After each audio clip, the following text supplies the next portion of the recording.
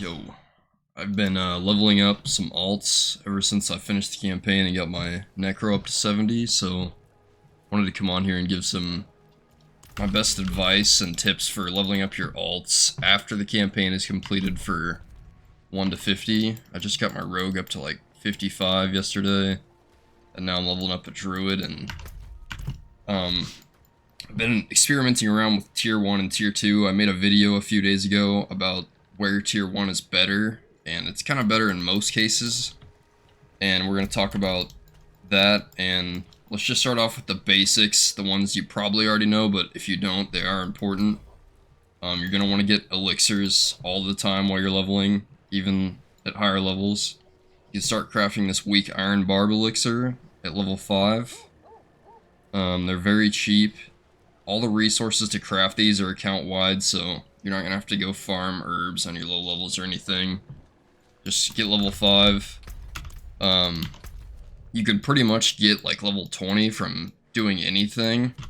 If you are a rogue, sorcerer, or a necromancer, I think you can pretty much do tier 2 by yourself easily, up to level 20. And you could just do open world content or dungeons, like whatever you want to do. The Grim Favors turn-in is going to give a little more experience at those lower levels. The Grim Favors usually give about 20% of a level to 70% depending on how high of a level. I'm 34 right now. I'm getting about 4 bars or 40% of a level right now when I turn it in. But if you're like level 10 or 10 or 12 or something, it's probably going to give you like close to a full level, or if not a full level. Because it does seem like they give more at the lower levels, kind of like everything else. Another thing is, if you look on the map here, you can kind of track the level of the Grim Favors you have up. And sometimes these are like way too high, like you'll be level 20 and they'll be like 45 plus or something. But right now I'm 34 and this one is at 35 plus. So if I just go there, just because they're level 35 and I'm 34, that one level increase is going to give me a 15% increased experience gain when I'm killing them. And then another thing is all experience additives, or all experience modifiers are additive is what I mean to say. So you get 5% from your potion, and then you add another 15% for killing something 1 level higher. If they're 2 levels higher, you get 20%. If they're 3 levels higher, you get 25% more. But another thing that factors in when you're killing stuff higher level is their base XP also goes up slightly. At the lower levels, this is really noticeable. So if you're like 10 and you're killing 15s, it's going to be significantly different from like a 15 killing 20s, and it just keeps like scaling up like that. But yeah, that's definitely something to keep in mind. If you can kill like 1 to 3 levels higher, if there's any zones around that area, that's going to be pretty optimal.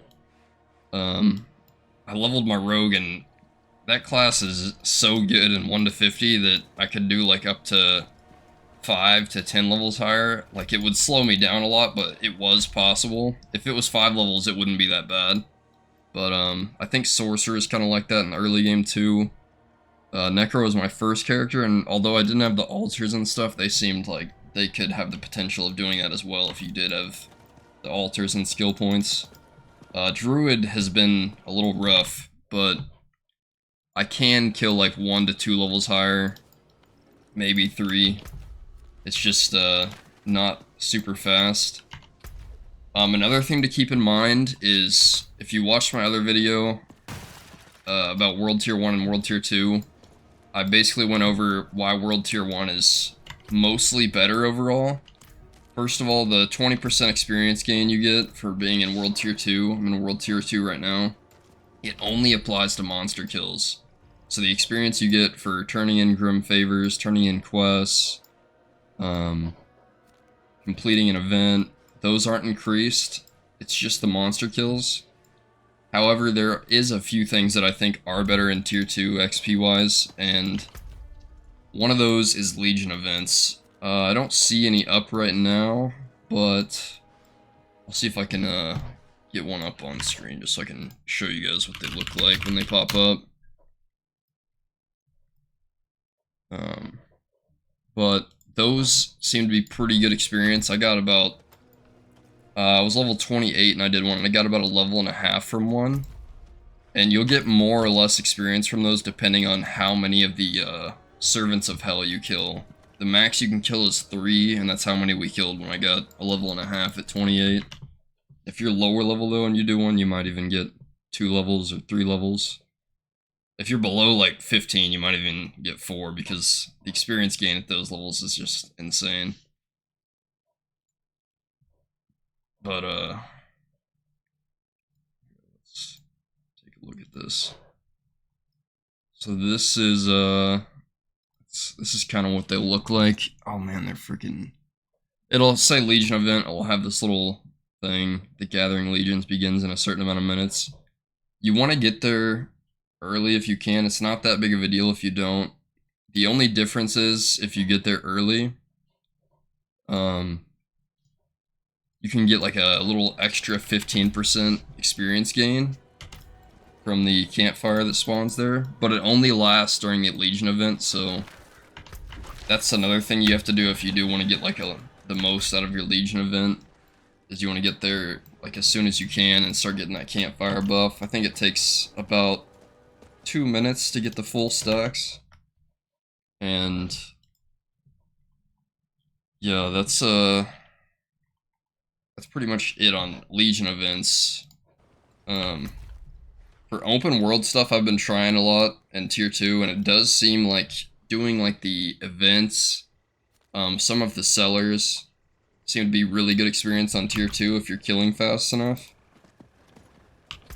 But other than that, I still do think tier 1 is like overall faster leveling because, I'll say it again from my last video, tier 2 is a 20% additive experience gain, but everything has 100% increased health.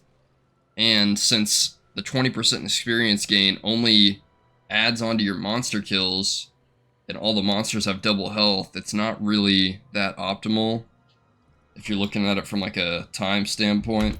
But yeah, it's just something to keep in mind. If you're destroying stuff though on tier 2, just stay in tier 2. It's gonna be funner. And then if you're like slowing down a lot and it's taking you over 10 minutes to clear a dungeon, and I'm not talking like rushing to the end, you're not going to get much experience doing that. If you're in tier 2 and you're just rushing to the end because you're having a hard time clearing mobs, I would go tier 1 and just kind of like try to get an AoE leveling build.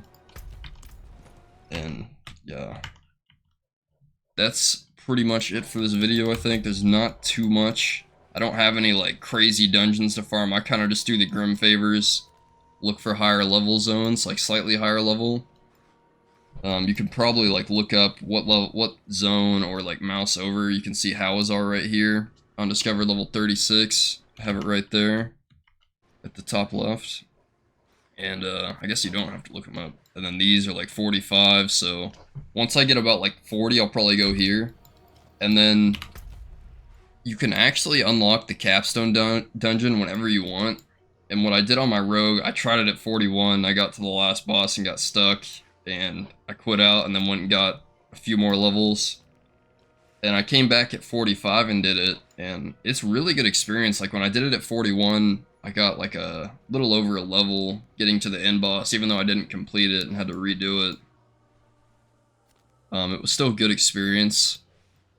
Oh, I need to come down here because there's this dungeon, it looks like it's level 40. So not yet because I'm 34, but once I get like 36-ish. So yeah, you just want to look for zones that are about 1 to 3 levels higher. Like this one is pretty good because 15% more experience from kills in that zone is going to be great, but I'm also really close to leveling, so going to be my level in a second, then I'll have to head down here to the Toxic Fens for the level 40s.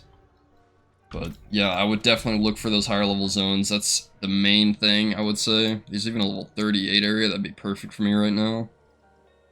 37 up here. I can't show you like level 20 zones and stuff since I'm above it, because once you pass a level range, they will just say whatever level you are, they start scaling to you. But that's definitely something to keep out for, and I think that's like the biggest way you can get more experience. And the dungeons will be the level of that zone, so if you want to farm dungeons. Obviously, having a friend, that 10% experience bonus is going to be the best way for you to level in, like, Tier 1. You guys just cruise through dungeons, but I made this guide from a solo player standpoint because all my friends are either still finishing the campaign or they just got 50 and they want to try out stuff on their main. So, yeah. Alright, that's pretty much it. If you have any questions or additional stuff you think I missed, let me know in the comments. Peace, y'all.